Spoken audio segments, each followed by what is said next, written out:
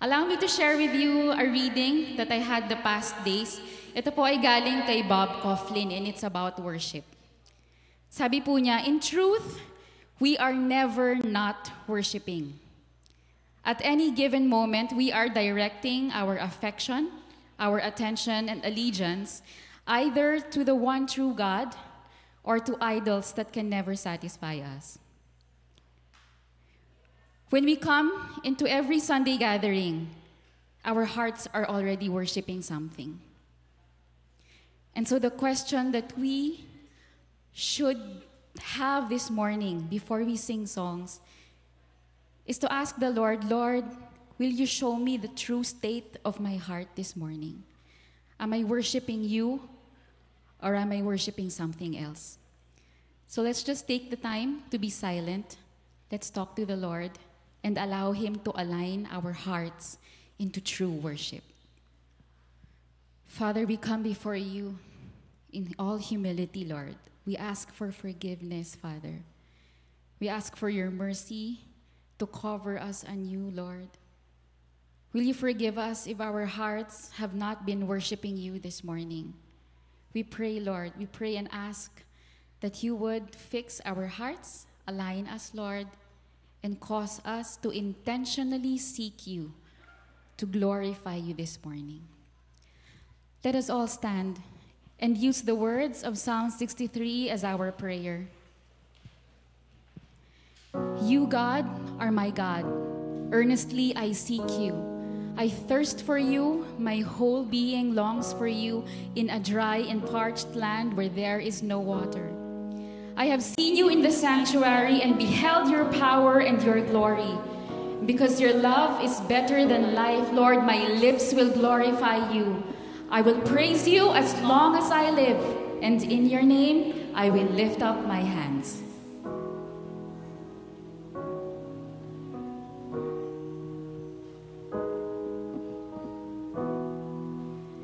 Turn your eyes upon Jesus.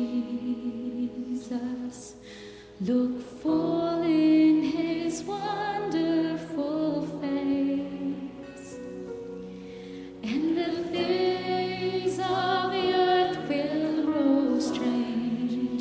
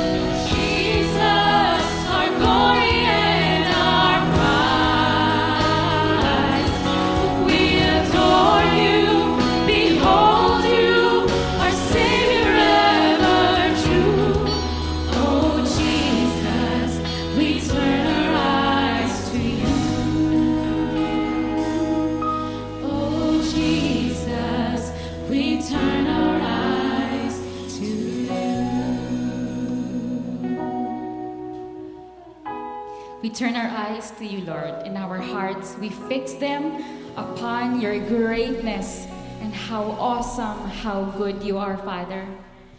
In your presence with us today, Lord God, we want to celebrate. We want to celebrate the truth that, as your word says, to all who fear you, to all who come to you and love you, Father, you have promised for your love to remain forever, Lord. So today we hold on to that promise and say, Father, we thank you. We worship you because your love is like no other.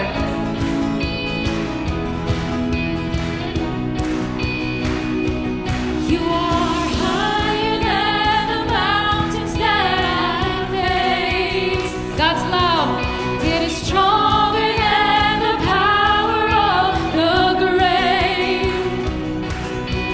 Constant in the trial and the change.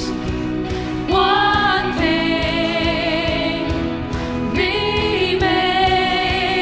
God says, one thing remains.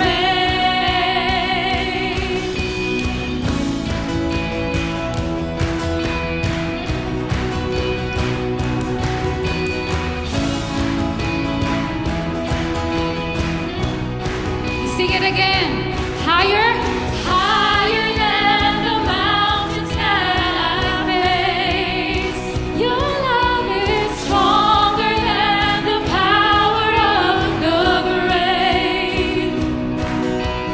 Constant in the trial and the change. This one thing remains. One thing remains. Your love never fails, it never gives up, it never runs out on me. Your love never fails, it never gives up, it never runs out on me. Your love never fails, it never gives up, it never runs out on me. Your love,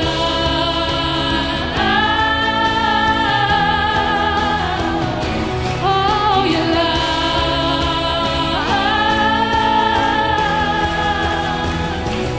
going on and on and on and on it goes, and it overwhelms and satisfies my soul.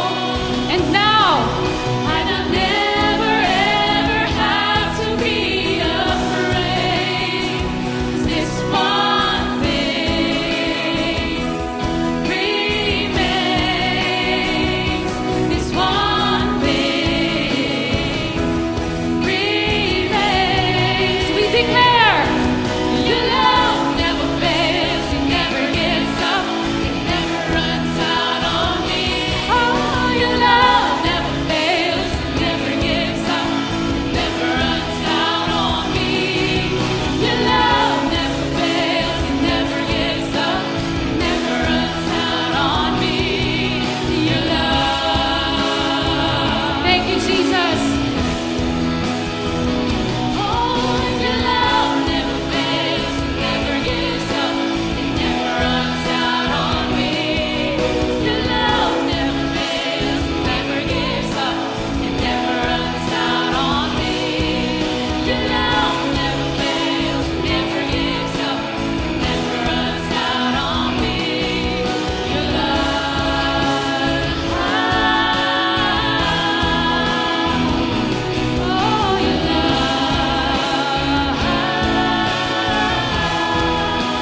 This is what the Bible says. In death, in life, I'm confident and covered by the power of your great love.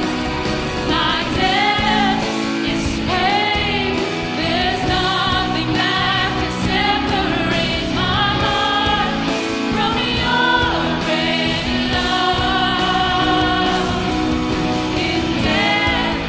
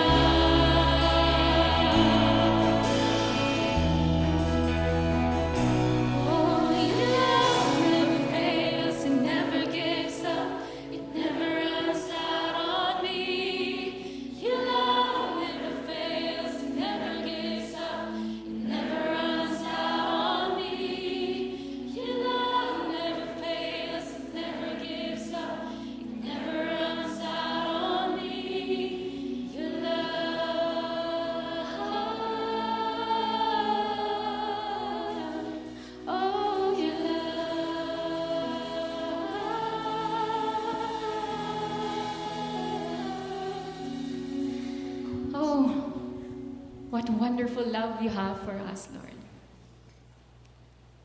Jesus, we thank you for your life. We thank you that you have shown us and are continuously showing us what it is to truly love God, to truly love our brothers and sisters. We continue to praise your name today.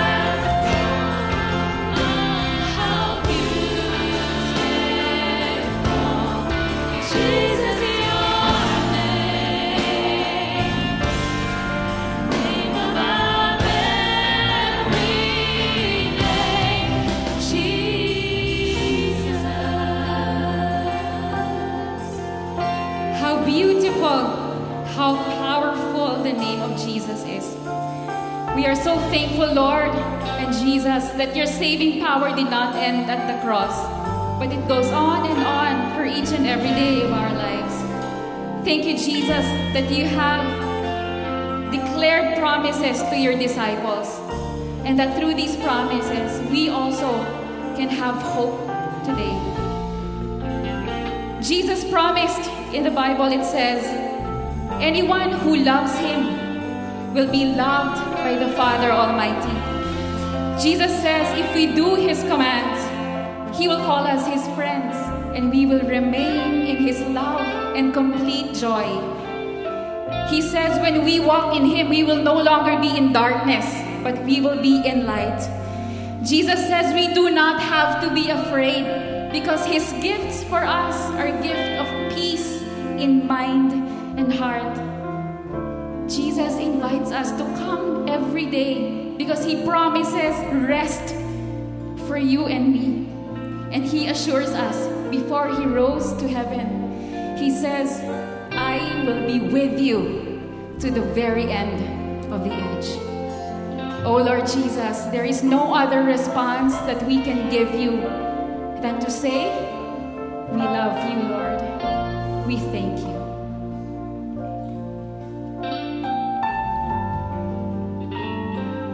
Let's sing.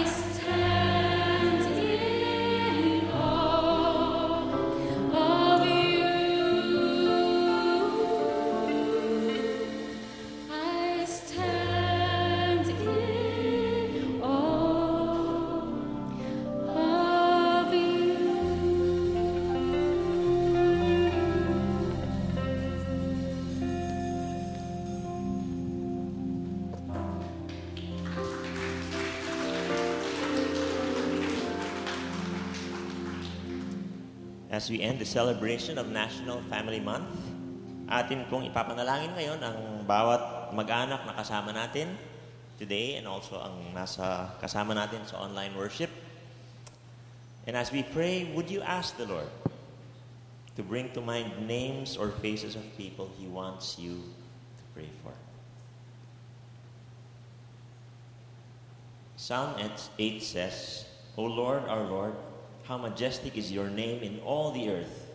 You have set your glory above the heavens. When I look at your heavens, the moon and the stars which you have set in place, what is man that you are mindful of him, and the Son of Man that you care for him? Please take your seats and join us as we pray.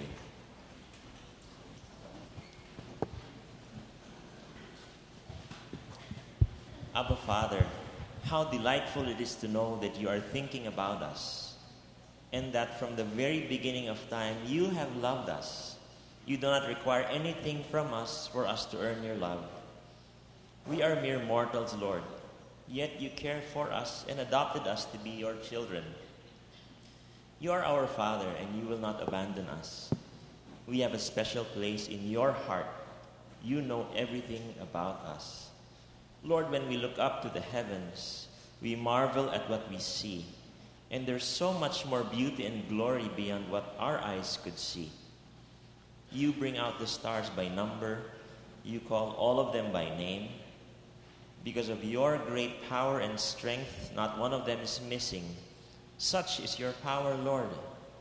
Your authority, majesty, omnipotence, they are unequaled, boundless, beyond comprehension. You are the maker of all things, and you created families. You orchestrated and placed us in our respective families, and we worship you, our Lord Almighty. We humbly come before you now, acknowledging that we need you, Lord. We are so broken and wounded in many ways, Father. Some of us feel helpless, others are hopeless. We are waiting on you, Lord. We cannot heal on our own, Father. Oh, how we need your grace to glue the broken pieces of our lives. You said that you are close to the brokenhearted, and you save those who are crushed in spirit. Rescue us, Lord, from our own waywardness. Left on our own, our hearts will not seek you, but we tend to go after our own selfish ways. O Spirit of the living God, revive our hearts and visit our homes. Breathe life into the dead and rotten places of our hearts and our homes. We pray that your kingdom will come into our homes so that they can be havens of rest, of restoration, regeneration, and of strength. Teach us to walk humbly and to be willing to be corrected.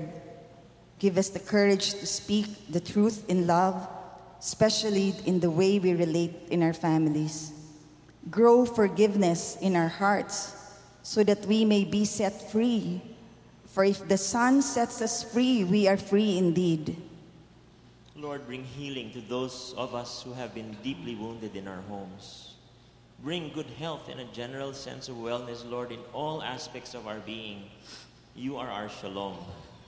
Bring repentance and restore broken relationships between spouses, between children and parents, between siblings and other relatives. May we see that only by your grace and mercy can we be reconciled.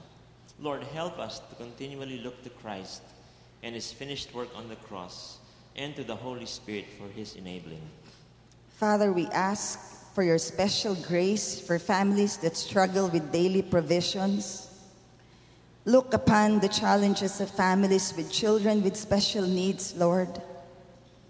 Rescue those who have fallen deep into different forms of addictions. Lift up the darkness, Father, that weighs down the hearts of our loved ones struggling with their mental health. Strengthen the hearts of those who are grieving in our midst and facing various losses.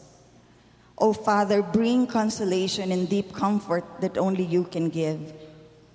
And those who are caring for their sick loved ones and aging parents, Lord, look upon them and refresh them even as they refresh others. We pray that as your love, your mercy, and grace abound through us, that those in our midst who have yet to believe in Christ would know that we are your disciples by the love that we have for one another and turn to you in faith. Thank you, Father, for your promise that in the end, you will make all things new. We put our hope in you and entrust to you each family. We also ask for you to bless our dear Pastor Ray as he shares your word. Speak to each one of us through him and through your Spirit, and to help us hear you and obey. We pray all these things in the name of Jesus, our living hope. Amen and amen. Good morning, CCBC. Pwede ho bang pakikalabit yung katabi ninyo? Ayan. Wala lang, kalabitin lang. Naantay nyo, ano sasabihin nyo, no? Wala ho. Wala kayong dapat sabihin. Praise God for this beautiful day that God has given to us to worship Him once again in spirit and in truth. We've been through the Gospel of Ephesians for the last 2 months. Nabe-bless po ba kayo dun sa series natin ito? It's really faith strengthening and faith funding. Talagang lumalim, hindi ho ba? Nakita natin dahil ang gusto natin makita sa taong ito as we would be celebrating our 65th next year, maging rooted tayo. Yung talagang uugatan tayo doon sa salita ng Panginoon. That's why we started with rooted in the gospel, then followed by founded in revelation, yung kaalaman, yung pagkakabahagi, na kung saan nakaangkla yung ating pananampalataya doon sa kanyang salita, sa kaligtasan na meron tayo. And then, just like Abraham, na-discuss natin yan, and then we need to be living in freedom because of Christ that is in us. Meron ho tayong kalayaan na. Tayo napalaya na, may pagwawagi na. And then, last Sunday, it was shared to us by Pastor George, we were enabled by the Spirit. At pinag-aralan, Galatians chapter 5, na dapat nananahan, lumalakad tayo sa Espiritu. At ngayong umaga, atin hong titignan yung defined by love. That rooted in Christ, defined by love, expressed through doing good. Sino ho dito ang sawa ng gumawa ng mabuti? Wala. So, hindi ho kayo sawang gumawa ng mabuti. Sino ang gusto pang gumawa ng mabuti? Yung iba parang depende kung sino. So tapos na ho message. Dahil agree naman tayo na gusto nyo palang gumawa lahat ng mabuti eh. Which is, and which should be in our lives. Nastruck ako doon sa ikalawang kanta natin kanina. Sabi, love never fails. Your love never fails. It never gives up. Tulayin ko na lang. It never runs out on me. I was just thinking along that line while they were singing and looking at the lyrics of the song. What if God's love stopped on me? What if God stopped showing His love and care for me? Ano kaya mangyari kay Ray? Have you thought about it, mga kapatid? Kung yung pag-ibig at paggawa ng mabuti ng Diyos ay tumigil sa atin, ano kaya ang buhay mo ngayon? Being rooted in the gospel is expressed in life with a community of believers. Love and grace will truly be exchanged for each other. And this will be the mark of such a life. Pastor George De Ramos. Kinote ko po yan sa aming... Meron pong isang kilalang tao, ang pangalan niya si General William Booth. Kilala niyo siya? Hindi siya kilala, no? Hindi niyo kilala eh. Siya po ang leader ng Salvation Army. And according to story, si General William Booth ay dapat pupunta sa isang conference. But in something that happened, hindi siya nakadalo. Wala pa namang cellphone nung araw, wala pa namang paano communication, pero merong ginawa na cable message na pinadala lang siya. Dahil cable message, ang content ng message ay isang word lang. Alam niyo ano yung word? Others. And then there's a comic strip na si Peanuts. Nabasa ko lang. Sabing ganon, si Lucy asked Charlie Brown. Tinanong niya, why are we here on earth? Sabi dun sa caption, why are we here on earth? Sabi niya, sumagot, si Charlie Brown, to make others happy. And then inisip niya, ni Lucy, ano ba yung to make others happy? And then sinabi niya, then, why are others here? Doon na ho natapos. Thinking, we as a family of believers should not get tired doing good to others. Amen? Sabi mo sa katabi mo, pakabait ka. Alam niyo po, nung inutusan tayo ng Panginoon to love one another, it is not meant to practice by some and be ignored by the rest.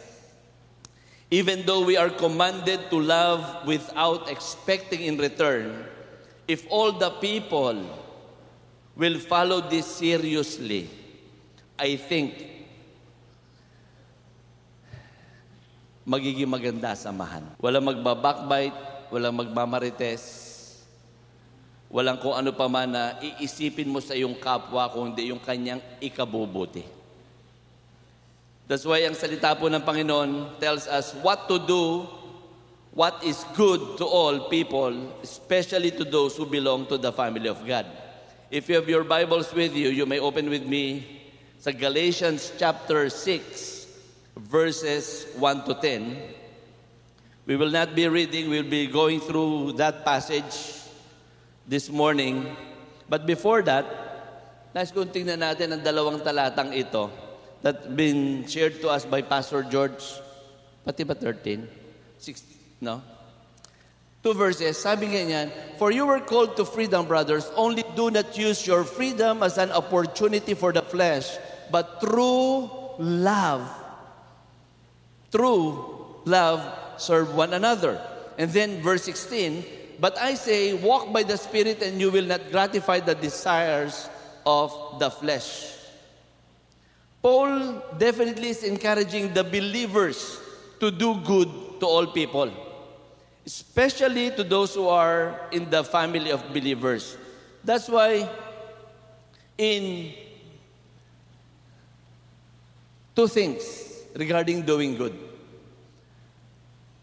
Through love, serve one another, and do not gratify and walk in the Spirit. And then verses 9 and 10 of chapter 6 says, let us not grow weary of doing good. And then, the last part ng verse 10, as we have opportunity, let us do good to everyone. Nilagay ko laho yung slash. All people. Regardless of who he or she is. Let's do good to them. This morning, meron lang hong 3 role na para tayo makagawa ng mabuti sa ating kapwa. 3 roles we can do. Look at verse 1. Let's read together. Go. If anyone is caught in any transgression. Sa iba hong salin, sabing ganon, if anyone caught in sin. Sa Tagalog, mga kapatid, kung may nakagawa ng kasalanan, medyo magkakaiba po, no? If anyone is caught, ibig sabihin nahuli. Tama? Pag sabi sa Tagalog, mga kapatid, kung may nakagawa ng kasalanan, kung may, ibig sabihin, hindi nahuli, pero nakagawa. Whatever it is, pagsamahin na lang natin, no? This hypothetical situation in which one believer unexpectedly learned that another believer is trapped in some sin.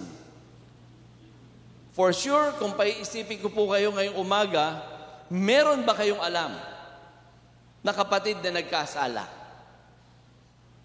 Hindi nyo man nakita, pero alam nyo na nagkasala. Tama? Meron? Meron, may tumatango. Yung iba nagpipikit mata lang. Ano ang dapat ba natin gawin? What must we do? Are we to overlook the sin? Just let it go? Pabayaan? Or does love mean that we are to refuse to face the facts? Parang wala lang. Or should we expose the sin openly and so gain for ourselves a reputation of superior holiness? Medyo look good. Medyo banal ng konti ang tingin sa sarili para maging maayos. Yan ba dapat nating response? I don't think so. That should not be the response that God is waiting for us. Nor Apostle Paul was telling the believers in Galatia. So sinasabi ho dito ni Pablo, pinapakita niya, if anyone is caught in any transgression, you are, ayan. It should be someone who is walking in and filled with the Spirit. From the context po Hindi natin inuhulaan yan basta leader ka, spiritual ka. No. That leader, that pastor, that missionary, that elder, that deacon, that whoever, Sunday school or whoever, maaaring hindi siya ganun. He's not walking in the Spirit. He might not be filled by the Spirit. Pero ang isang tao na aabot dito sa isang nahulog o nagkasala ay isang taong spiritual. But, siguro sabihin lang natin, okay na lang, wag na lang ako. Hindi na lang.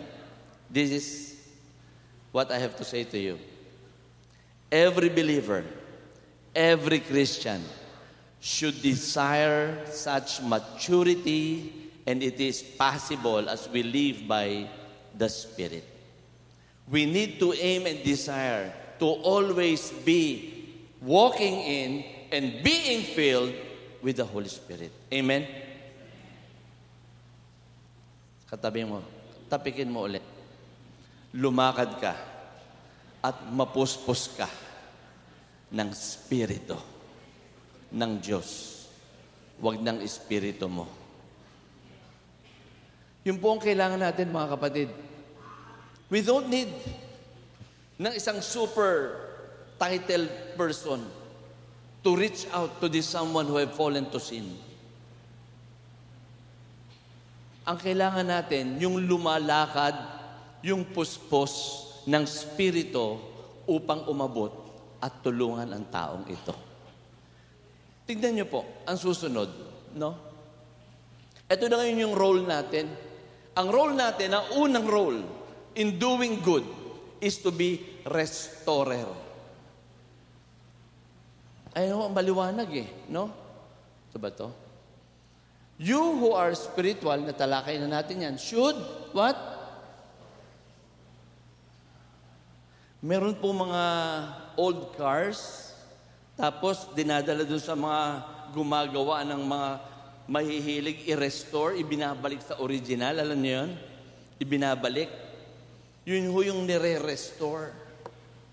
Ngayon, dito, dahil nahulog nga yung kapatid, dahil nagkasala nga yung ating kapatid, kinakailangan panumbalikin natin. Ibig sabihin, to mend or repair. Usually daw po, ginagamit ito in setting a broken bone ng isang tao, yung salita, to restore. Napilay ka, naputol dito, nire-restore, binabalik. Right? O kaya, yung daw hong net na mga nabutas, nasira, nire-restore, tinatahi, inaayos ulit. So yung isang taong nahulog sa pangangalo niya, yung isang taong kapatid natin na nahulog kung saan pa man, tulungan natin bumalik sa Panginoon. Don't condemn, nor judge the person. Kaya minsan, alam nyo, dahil nahulog, umalis na lang.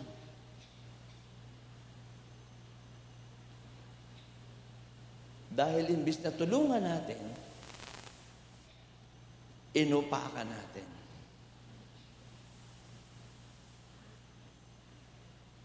Alam mo ba si ano? Oh, ano? Si ano? Naku po. Eto si ano? Lupay-pay na eh. Bagsak na eh.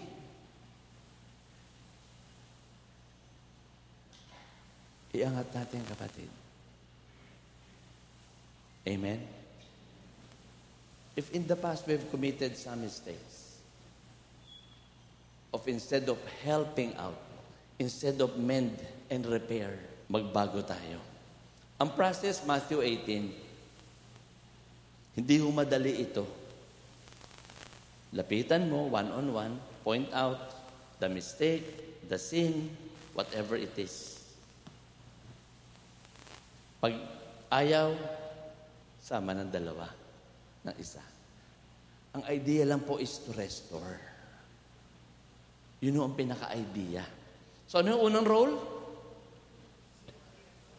Parang hirap sabihin, no? Ulitin natin. Ano unang role? Restorer. Not condemner, not judgmental. Meron bang ganon? Wala yata, no? Judgmental.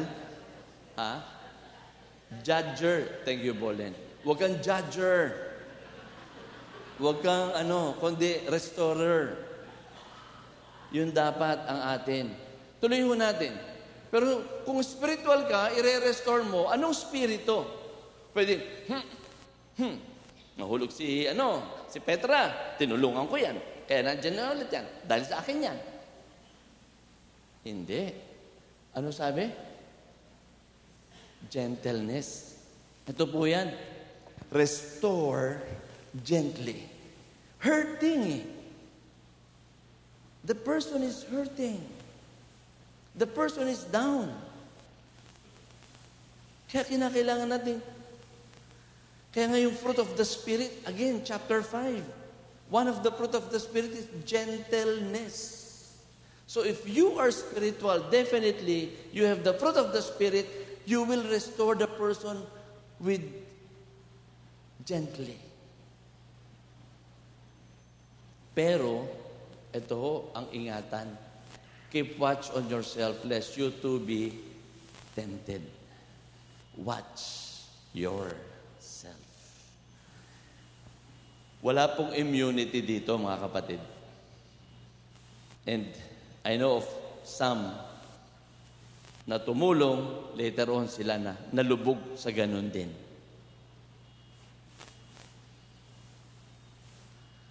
Wala hong immunity sa temptation. Kaya, ang panawagan ni Pablo sa unang talatang ito, mag-ingat ka, kapatid. Mag-ingat ka. Anong unang role? Be restorer. Second, bear one another's burdens and so fulfill the law of Christ. Second role, be a burden bearer. It means to help another Christian believer, another person maybe sharing his load. Yung load niya. No? If you're my Facebook friend at nakita niyo yung post ko po the other day, sabi ko ron, no burden is too heavy when bearers are many. Tanyo yan. Kung yung mga nakasakay lang dyan o ilang tao magtutulak niyan, hindi kakayanin. Di ba? Tapos, alam natin yung kultura natin, yung mga bahay, anong tawag doon? Ayan. Pero sa akin, lipat bahay gang. Yan ang bago ngayon. No? Lipat bahay gang. Tulungan talaga. Hindi ba? Halimbawa, meron ho tayong isang kapatid, when we moved from Ate Stiling's house kila Kuya John Topacio, nung nag-undoy, naglipat po kami ng mga gamit, papunta doon naman sa bahay nila Brother Dodd sa Kayville. I was really touched, so touched kami mag-asawa. Dahil yung treasurer natin, si Brother Bart Euphemia, no? Sabi niya, Pastor, maglilipat na kayo. November 1 po yun, ha?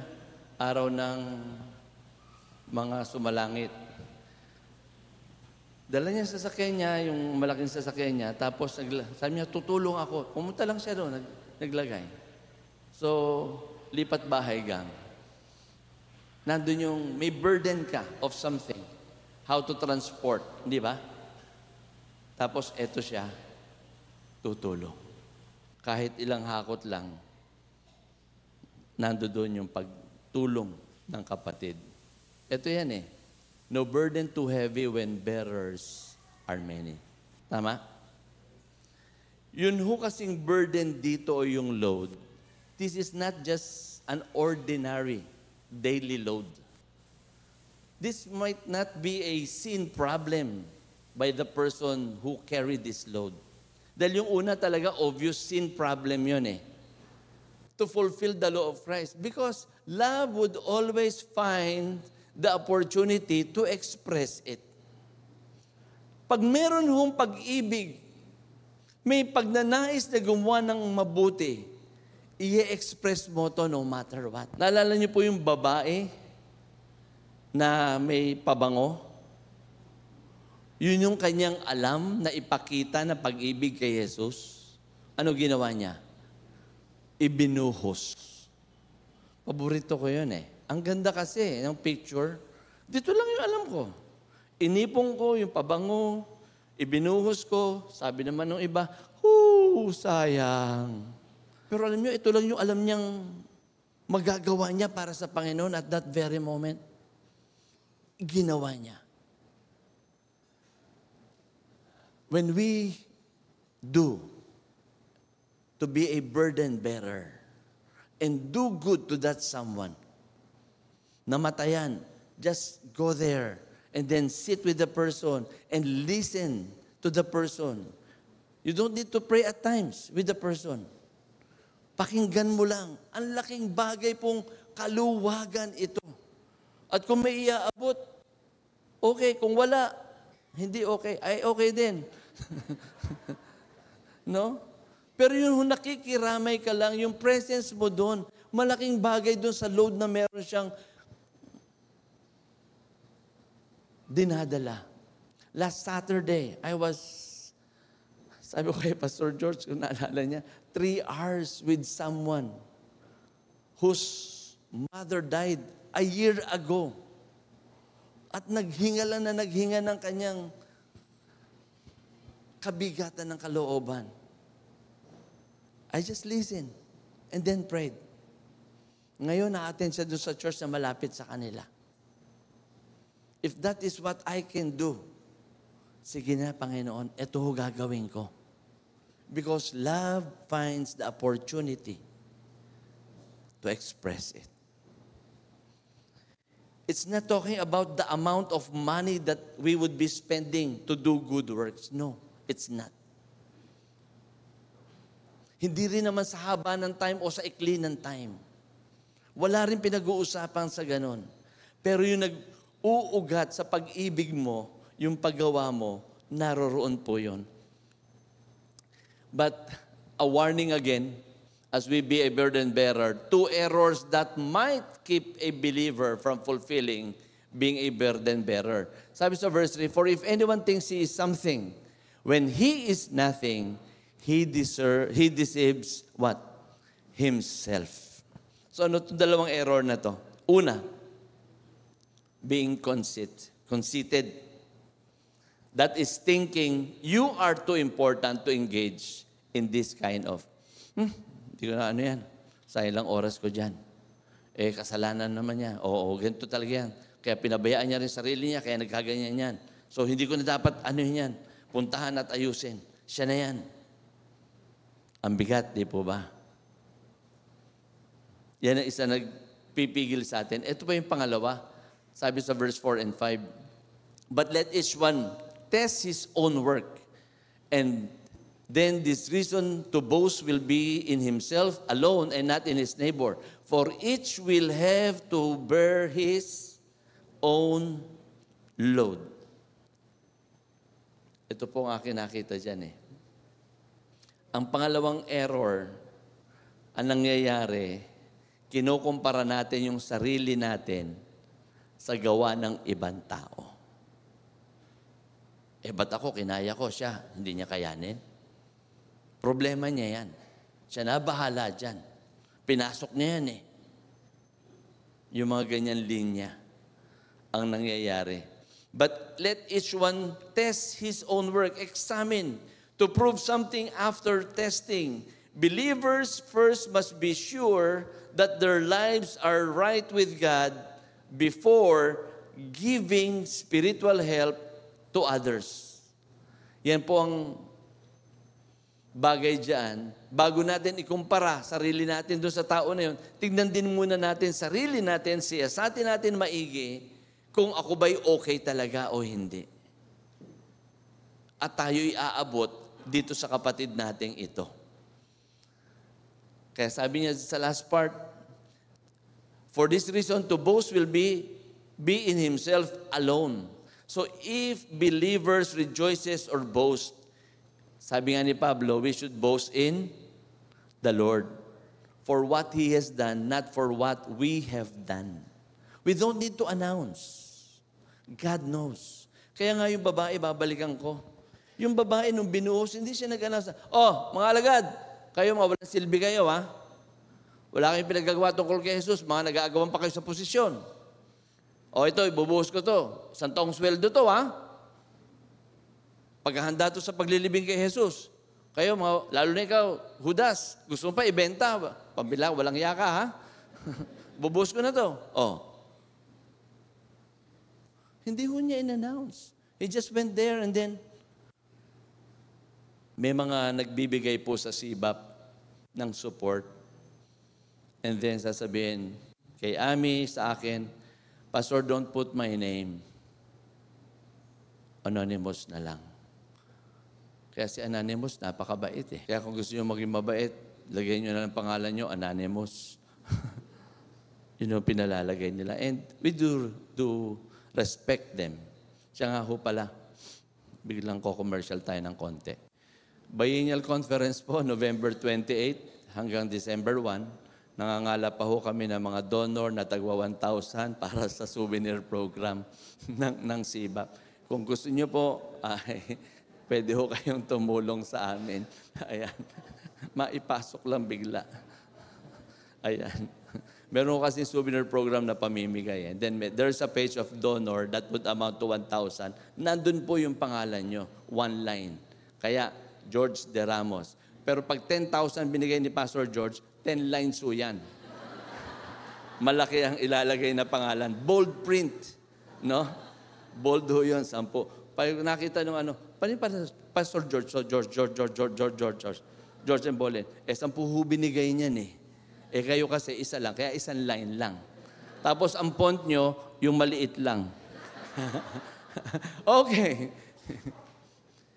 Ang maganda po dito, mga kapatid, pag merong nabibigatan, alam na ho natin kung anong kabigatan yan na dinadala, unusual burden for some journey in life, let's be there. Alam niyo po, napakahalaga rin yung praying for you, sending quotation, sabihin na natin, or dalawin, or whatever na magagawa natin doon sa tao. Let the one who is taught the word share all good things with the one who teaches. Be a sharer. Isip ko po lahat para ER ang dulo. No? Restorer, bearer, burden bearer, and then sharer. Ayan. Good things. Iniisip ko po at tinitignan ko itong verse na ito. Let the one who thought the word share all good things. Yung naturuan ng salita, ibahagi ang mabubuting bagay with the one who teaches. No? With the one who teaches. This could refer, sabi ni John MacArthur, refer to material compensation. No? But the context suggests that Paul is referring to the spiritual and morally excellent things learned from the Word. So yung natutunan mo, pwede mong i-share. Yung mabubuting gawa, pwede. In which they fellowship together, Paul used the same term to describe the gospel. And then, nandun din ho yung another idea of another commentator. Sabi niya, this is to support those who are teaching the word. Yun ang pwedeng another na dapat natin gawin. Suportahan sila, tulungan sila. And then another is really to share all good things generally. By the passage. I've read Proverbs last month of August. I've been reading the book of Proverbs. And then one of the passage that really struck me almost every week is Proverbs 3:27. Tignan niyo po. Do not withhold good to those to whom it is due. And then, when you have the power to act. Simple lang po yung katotohanan. Kung meron kang kapasidad at kakayahan na umabot sa iba at nasa kapangyarihan mo yon, gawin mo. We at CBAP, tayo po as an association, there would always be, dahil nga sa nandyan naman yung pangalan natin sa messenger, kilala ka, they would always, Pastor, yung anak ko po, yung apo ko po, yung asawa ko po, yung ganito ko po. We don't have much. Actually, ganyan din ang finances ng CBAP. But we have some donors and some funds to extend to the families of pastors and other people. Tapos ito yung sabi ko, Lord, parang don't withhold good from those to whom it is due. Pero do I have the power to do it? Sabay ganun no? But if we have the funds, we extend. Kanina umaga lang po, we extend some assistance to a pastor's wife whose eye needs some attention and operation, I think. Hindi ho malaki ang kinakailangan. Again, it's not just money that we can share. Maybe time, maybe an ear to listen to someone ang kinakailangan. Dalawang bagay po, no? Primarily, we give in response to God's command, not in observance of the needs of others. Giving is our response to God's command, not to meet other people's needs. Minsan kasi meron ho tayong alam ng mga pangailangan ng kapatiran, kamag-anak, o sino pa man, nagano tayo na tumulong doon, which is really good. Wala hong problema doon. Pero ang aking appeal ay, first, why am I helping this person? Am I expecting something in return later on? Kaya pag tayo po'y tumulong, nawa hindi ho natin isusumbat sa kapatid na ito later on. Pag tayo nangailangan, naalala mo ba? Pambihira ka. Nung ikaw nangailangan, tinulungan kita ngayon, lumalapit ako sa iyo, wala kang...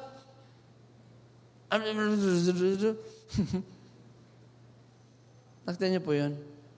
But when we extend help, assistance, whatever, pero hindi ho tayo tumutugon dahil meron lang need, kundi, Lord, I want to obey you. to be a sharer. I want to obey you to do good to everyone. I want to obey you to do good to those who are in the household of faith. Amen? But the one who sows to the Spirit will from the Spirit reap eternal life. Prinsipyo po, every action, whether good or bad, is compared to what? Of sowing seeds. If we sow good, we reap good. If we sow bad, we reap bad things. Di ba? So if we sow to please our sinful nature, listen church, from that nature we'll reap destruction.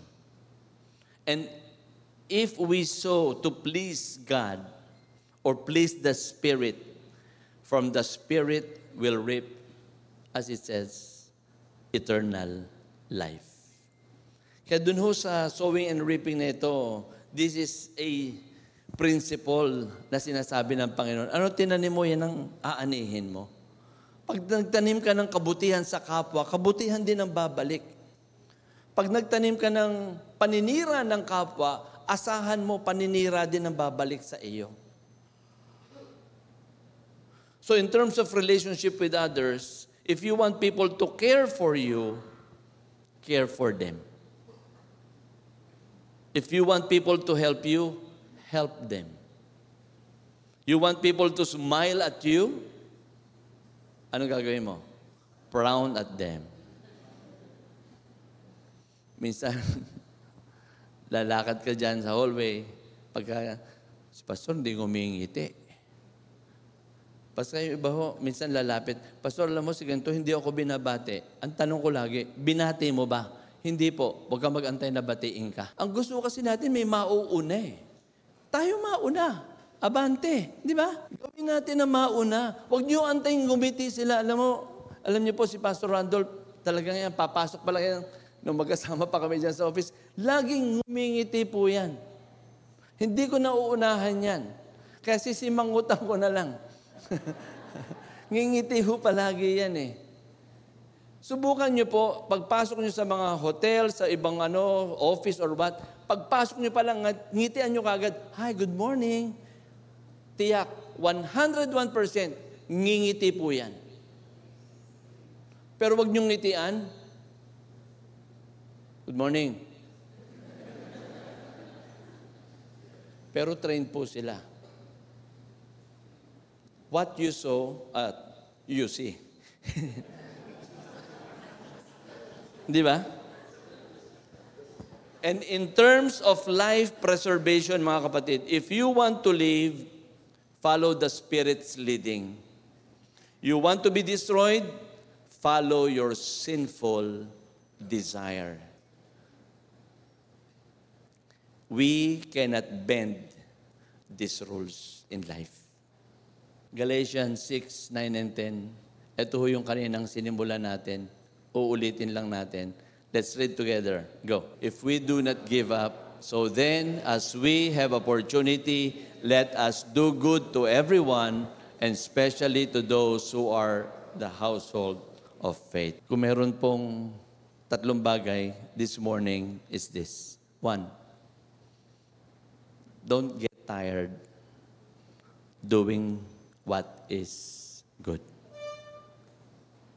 Second, take every opportunity to do what is good. Yung sabi nga sa Proverbs, kung nasa kapangyarihan mo lang din naman yon, gawin mo. Pero kung wala, okay naman yon. Dahil hindi ho naman talaga lahat kaya nating tulungan eh. Hindi naman ho lahat kaya nating abutin. Meron lang certain, and then the Spirit will be leading you at the same time kung gagawin mo yung kabutihan na yun dun sa isa o hindi. We were in Davao when we held the 1-4-50. Nandun ho kami sa grocery, nakapila ako, meron kaming binili. May mama na hindi naman ginajudge, pero ginudge, no? Yung mama ay, ano lang ho talaga, nakatsinelas, medyo madumi ang itsura. Tapos may binili siya mga kape at kung ano-ano pa. Tapos nagbibilang ng barya sa supot niya. Biglang, may gumano sa akin. Ano pa inaantay mo? Bayaran mo na yan. Tapos sabi ko doon sa miss, sabi ko, Tay, sige po, tago niyo ho yan. Lahat ng binili niyo, isasama na ho dito. Babayaran po niya.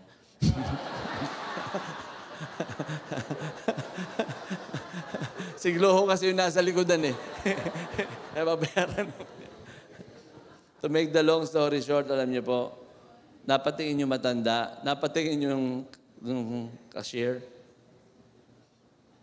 Siguro niisip ng cashier, sana marami rin akong kunin Mariso yung matanda, nagpasalamat. Pero hindi ko sa lahat ng sinusundan ko, ganun, baka mamaya abangan niyo ako, Meron lang hong katok ng spirito para yung opportunity to do what is good. Amen? Mga kapatid, dito po, alam ko maraming mga pinagdadaanan tayo na kung tayo magiging burden bearer, magagaangan yung kapatid natin. Baka meron ding mga nahuhulog na o nahulog na nahihirapang umahon. Pero the fact that you're here, you're struggling with something, you're being restored by the Lord. And if you need someone, tapusin ko lang ho ito. At the proper time, we will reap the harvest. Ano yung tatlo natin? If you're in the first, you want to be restorer, kung ikaw kapatid yung nando doon sa medyo lubog ng konti, you may ask someone here whom you know who is spiritual. Ngayon tayo namang mga spiritual. Sino ba spiritual? Nakakahiyaan no? Sabihin naman, yabang ko naman.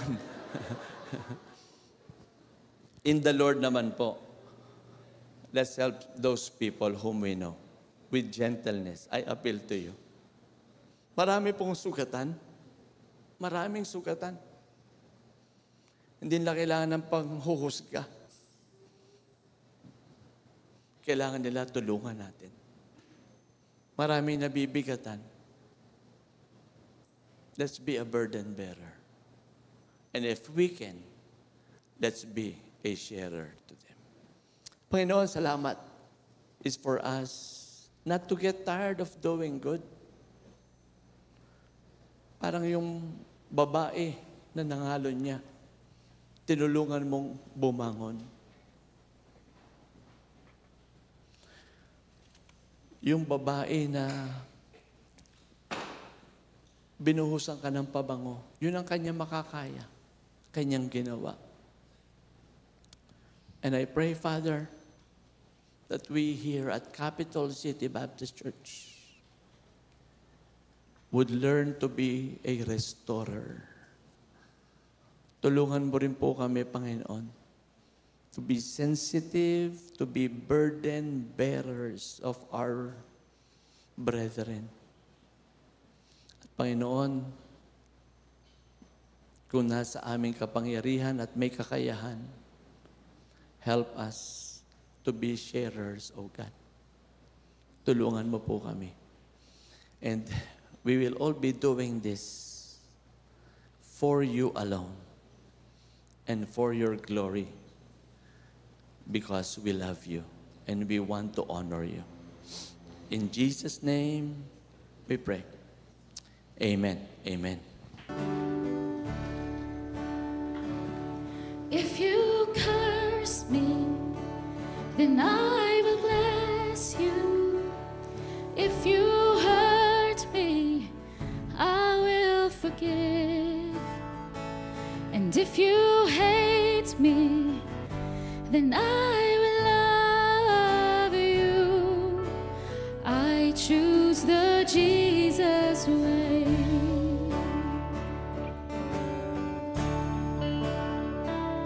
And if you're helpless, I will defend you.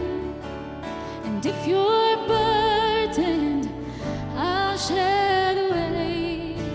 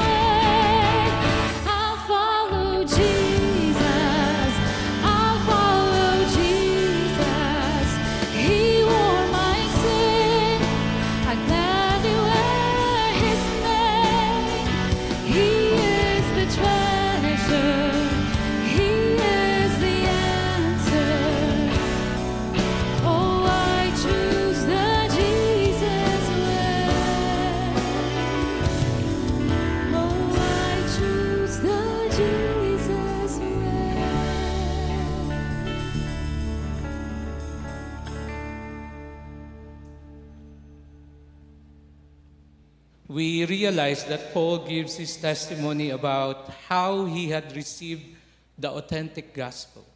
And that gospel must not be changed. Hindi po ba? No, that we ought to be preaching the same gospel. We were also reminded not only that, but Paul also declared that salvation is through faith and trust in Jesus Christ alone during this month, no? And cannot be obtained through keeping of the law. And then ito pong mga last part, no, very exciting because God's reminded us through the teaching of Paul in the Galatians about the fruit of the Spirit and tells us to walk by the Spirit. Hindi po ba? No, if many of us probably have been struggling all throughout, how are we going to be victorious in our Christian life? Let us not allow the flesh, no, na unahan tayo. So walk by the Spirit and you will not carry out the desire of the flesh. Remember po, no, a very good reminder for from the book of Galatians, good works does not save. But Christians, no, must have the desire to produce good fruit. Okay? By how? By obeying God's law and live a holy, righteous life in the eyes of God. Christians, as CCBCers, we should live this, no, yung redeemed life natin. Ipakita po natin, are we really redeemed? If we claim that we are, then these are the things that we heard this month to guide us live. And Pastor Ray earlier reminded us, no, of the promise that at the proper time we will reap a harvest, and until then, we should continue to do good and do what pleases to God. 3 things na sinabi niya sa atin. Be a, ano yung una? Restorer. Second, be a burden share. And third, wow, ang ganda, no? Praise God. Nakikinig sila, Pastor Ray. Or at least majority, no? So, with that, no, think about how are you going to do good for the Lord. Okay? Let that love overflow out of you. No, through the power of the Spirit. Totoo po yun. Mahirap i-apply ito, no? And if God is speaking to you right now, probably making you think of a person where you're going to apply this week or this month, or probably, no, to some hard people for you. No, parang ang hirap na tao na to. How are you going to do it for the next year, no, na tatrabahuhin mo siya para kay Lord? Okay? Now, brothers and sisters, no, even for those who are online, alam natin ang isa sa importante na patuloy nating gawin po ay yung pagbabalik sa Diyos ang para sa Kanya. And this is something that we will do right now, no? Okay. So ngayon po, I would like to give an opportunity for you, no, to stand up where you are. Nandyan po yung mga boxes natin. Give to the Lord, no, His tithes and offerings. Okay. I know hindi na ho natin ito ganong pinapractice. Some of you probably have done that. But at this point, I would like to give that an opportunity. You can stand up, drop it dun sa mga boxes po. For those who are online, you will see on your screen yun pong mga paraan ng kung paano nyo po ibabalik sa Panginoon ang para sa Kanya. Ano po? Okay, now some are standing. Thank you for that. Let's wait, no, na matapos po nila yun. And as they are doing that, no, again, I would like to challenge you. Is the Lord speaking to you right now? No, probably a person, a family, no, your office mate, neighbor, na God is telling you, you show love as the Lord has shown, no, to you. Think about that prayerfully, no, sa Kanya. Okay. Also, no, we would like to thank God for the presence of Gina Palmes and Joan Angeles po, no? May we request you to stand up, please? And we would like to just give God, ayun po sila, no, our appreciation to the Lord for bringing you here and allowing for you to join us. We are hoping na makita uli kayo sa mga susunod po na linggo. Okay? You can sit down now. No? Baka meron pa hong hindi lang na-mention na nandito ho sa unang pagkakataon. Again, we are thanking the Lord for bringing you here. Praise the Lord for joining us. Yan, mukhang wala na pong tumatayo. Let me just, allow me before I remind you of other opportunities na magagawa po natin sa Panginoon, para sa Panginoon, na we can join. Let us just come to the Lord, and I would like to thank the Lord for the blessings He gave us. Let's bow down our heads. Father, you saw the gestures of your people whom you have blessed, and they gave back to you what we all know that will give you glory. We pray that indeed you are happy and joyful, you are glorified with the gestures that everyone did in bringing back to you what is yours for the use of spreading your kingdom and sharing to more people who needs you. And again, Lord, be glorified as well for those who gave more as they offer more because they want to glorify you, and thank you, Lord. Be blessed. In Jesus' name, amen. Okay, several opportunities po para maka-join kayo in more things, in looking for opportunities in doing good to people or to the believers, please join us dun po sa sa Life Essentials natin, intentional fathering po, patuloy pong mangyayari doon po sa annex. Okay? Join us. Ito po yung third meeting or third session ng intentional fathering. Okay. Natuwa po ako last week when I taught the last session. Kaya praise the Lord for that. Mag-join po kayo. Again, yun hong mga young adults na nag-retreat, meron pong post-YAM retreat fellowship, September 30, 2 p.m. CCBC Annex po. Be reminded of that. And yun pong mga young people, they are gathering, they are hanging out after the service. Yung youth after service hangout, upper room po, right after the service. Please join that, yung mga kabataan natin. Yung mga nasa bahay pa or on the way, nakikinig, humabol po kayo. And then, no apologies for the whole family. All Sundays po in starting ng October. Okay? Mag-join po kayo dito. No apologies. It's a campaign of how we can encourage young people to stay pure and yung life po nila dun sa kanilang sexual purity hanggang sila po ay mag-asawa. Okay? Now, kaya po whole family yan kasi hindi lang po para sa young people yan or young adults, pati ho dun sa mga parents. Meron pong mga discussion that we would like to give to the parents when it comes to how are you going to handle and deal with your growing kids regarding their sexuality po. So, antabayanan niyo po yan, yung registration po, i-open po ng CCBC dito after the service. Alright? Okay.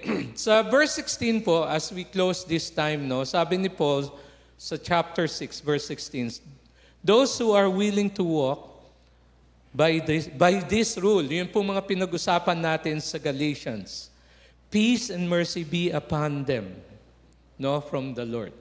Sabing ganun. And then he ended up by a very simple benediction. Sabi niya, the grace of our Lord Jesus Christ be with you, with your spirit, brethren. Sabi niya ganun. Let's all stand up and receive the blessings from the Lord. Father, again, we thank you for giving us your message, giving us a lot of truths on how we can give glory to you because of our relationship with you. Indeed, Lord, it was you who did all of these things to us, have shown your love to us. And thank you for giving us the privilege to do the same thing and show your love to other people. The Lord bless you and keep you. The Lord make his face to shine upon you and be gracious unto you. The Lord lift us his countenance upon you and give you peace. Amen and amen.